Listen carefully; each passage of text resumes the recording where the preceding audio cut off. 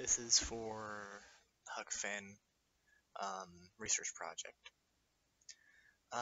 The research I've done, which is saying that how racial times from back in the day to nowadays is completely different because it was more pronounced back in the day. It was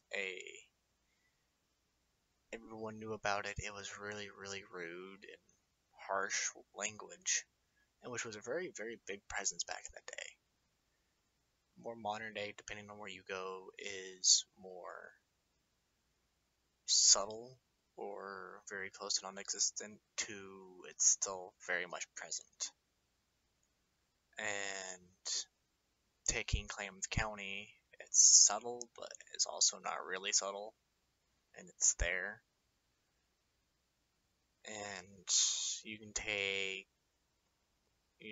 like California, Southern California, where it's more pronounced and more sane. You hear more on the news about it instead of small counties and more northern areas like in Klamath or Northern Oregon. It's more placed on where you were and how you were raised, more in modern day. But back then, everyone was racist essentially. We're very much against black people and all that. It was a means of getting away from everything, of being more rude, pointing out the difference instead of embracing it and then taking it and saying, hey, I know this person is a good person. And racism didn't just go from colored people, it was to all slaves too back in the day. Because there was slaves from India, there was slaves from everywhere. You even had white people, Irish folk, you had Scottish folk, you had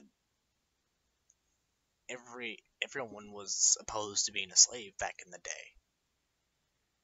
But most of the slave population was black. That's why racism is always a concern to black people, in which racism wasn't just black people. You had white people, you had everyone else. More modern day, that's everyone thinks of racism to be associated with black people. Back in the day, it was associated with everyone. You could have been a white person and called the N-word because you weren't a hard-working folk. You ended up being a slave. That's how that was. But most of the time, it was the black folk. Hope you enjoyed that.